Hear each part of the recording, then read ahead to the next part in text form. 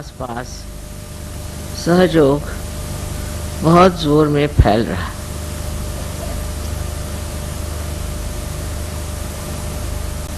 ये एक बड़ी आश्चर्य की बात है कि दिल्ली शहर राजधानी है और यहाँ अधिकतर लोग सत्ता लोलुप हैं। जो सत्ता पर हैं उनके आगे पीछे लोग दौड़ते हैं। लेकिन ये सब होते हुए भी अपनी आत्मशक्ति को खोजना, अपना आत्मबोध कराना और आत्म साक्षात्कार को प्राप्त होना, ये इच्छा रखना ही बहुत आश्चर्यजनक है। मुझे ऐसी उम्मीद नहीं थी, क्योंकि ये सूक्ष्म चीज है, अत्यंत सूक्ष्म है। ऊपरी तरह से हम हर चीज को बहुत मानते हैं। जैसे है, मैंने बहुत बार आपके सामने उदाहरण दिया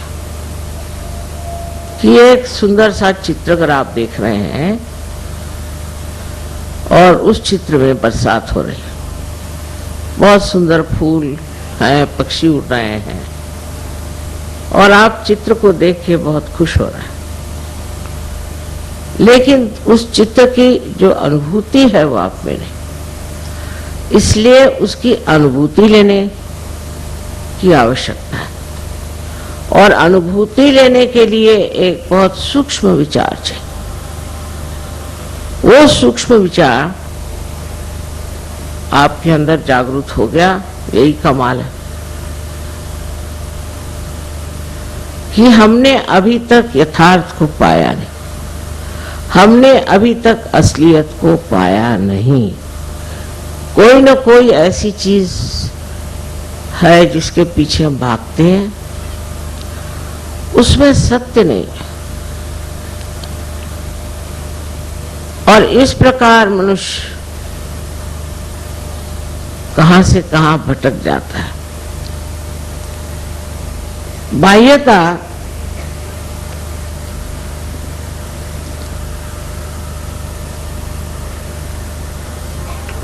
धर्म के अवलंबन में मनुष्य भागता है। मेरा ये धर्म है, मैं बड़ा ऊंचा हूं। दूसरा कहेगा मेरा धर्म है, मैं बड़ा ऊंचा।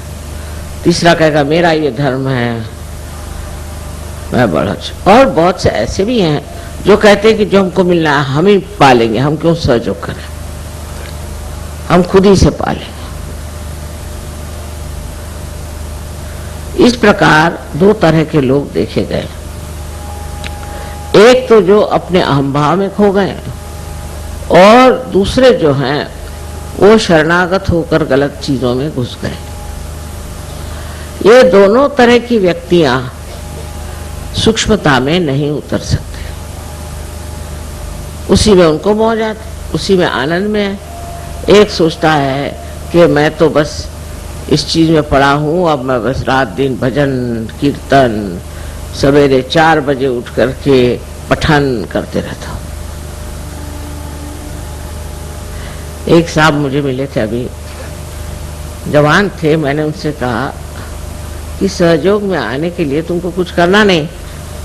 कहले कुछ नहीं करने का। मैंने कहा कुछ नहीं करना। तो कहने लगे फिर सुबह से उठ के करना क्या? कुछ तो करना ही चाहिए सुबह से उठ के। तो ये जो भावना हमारे अंदर है कि हमें अपने को प्राप्त करने के लिए, अपने को जानने के लिए कुछ करना है, सो गलत है। ये तो आप लोग जान गए कि बगैर कुछ किए ही आप सहज को प्राप्त हो गए। अब दूसरे अहंकारी हैं जो सोचते हैं कि हमको क्या करना, हम ही इसको खोज लेंगे, हम ही इसे पालेंगे। तो उनकी तो बात छोड़ दीजिए। उनसे भिड़ने से अपनी खोपड़ी खराब करने से पहले। और दुनिया में सभी लोग होंगे ऐसे, ये भी सोचना मेरे ख्याल से गलत बात है। बहुत से लोग लेकिन इस कलयुग में परिवर्तित हो जाएंगे।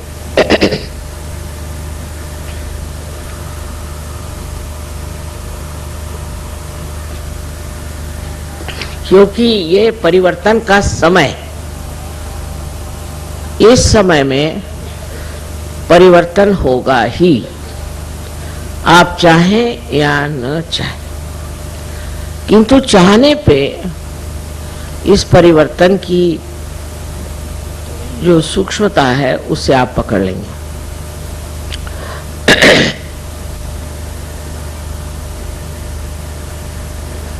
उदाहरण के लिए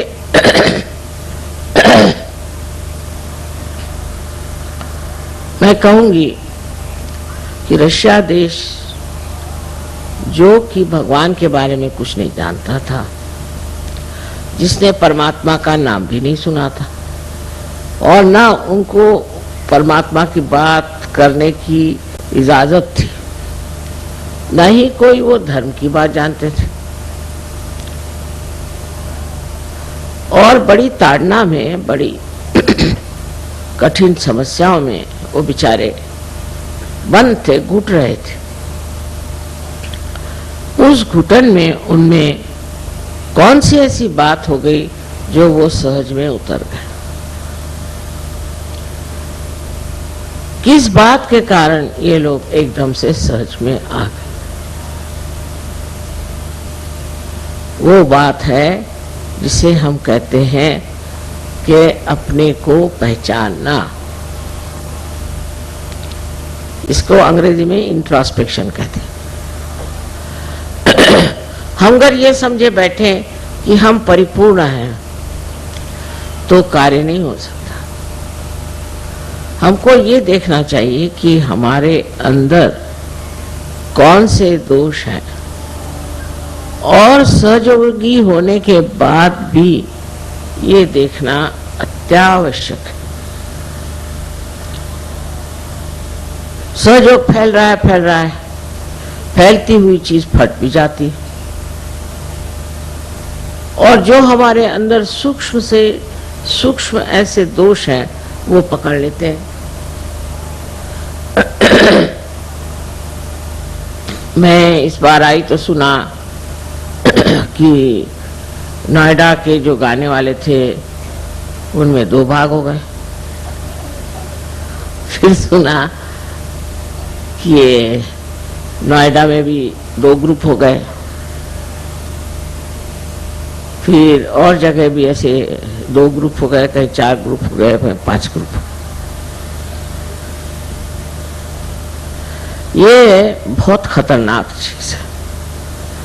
अब ग्रुप कैसे बनते हैं इसको बारीकी से देखना चाहिए। ईसा मसीह ने कहा था कि बिवेयर ऑफ मर्मरिंग सोल। कुछ लोगों की आदत होती है कि वो कुछ न कुछ किसी के दोष देकर बोलना शुरू कर देते कि उनका ऐसा है, उनका वैसा है। फिर 4 और इकट्ठे हो जाते हैं, फिर 10 और इकट्ठे हो जाते हैं। आप दूसरों का दोष देखने के लिए अगर आए हैं तो बेहतर है आप किसी न्यूज़पेपर में चले जाइए।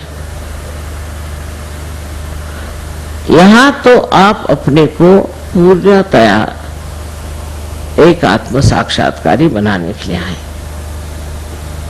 तब अपने ही दोष देखना ठीक है, क्योंकि अपने दोष हम ही ठीक कर सकते हैं, दूसरे तो ठीक नहीं कर सकते। दूसरों के दोष देखने से हमारे दोष कैसे ठीक होंगे ये मेरी समझ में नहीं आता। इसलिए इस तरह की जो एक विशेष तरह की हस्ती होती जिसे मर्मरिंग सोल कहा गया, जो दूसरों के बारे में बताते रहते हैं। मेरे सामने भी चलता है, उन्होंने ऐसे किया, उन्होंने वैसे किया, उन्होंने, आपने क्या किया?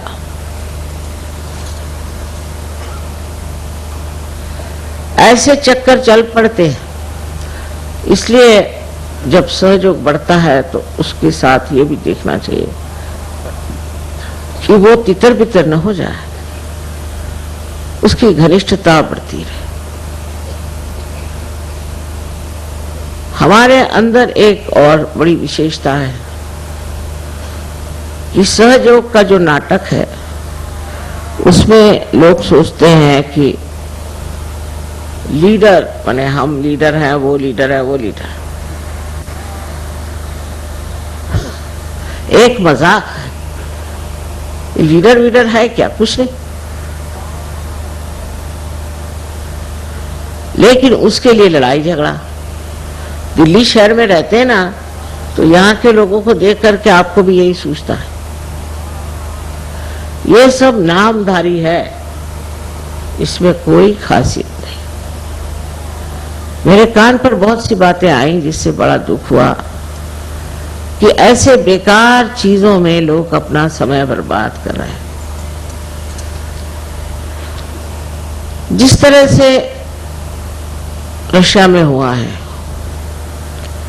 वैसा होना शायद यहाँ संभव न हो, क्योंकि हम लोग अमन चैन से हैं, सब कुछ ठीक ठाक है, ऐसा कोई दबाव हमारे ऊपर नहीं।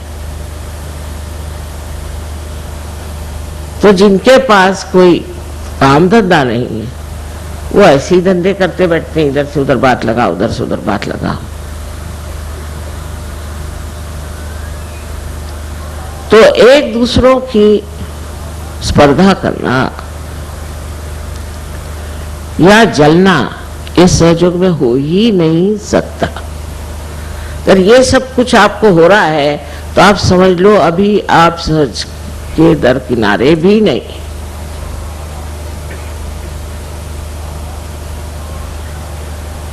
अपनी ओर नजर करके देखिए कि आप क्या क्या गंदगी इकट्ठी किए हुए हैं, जिनकी सफाई होना नितांत आवश्यक।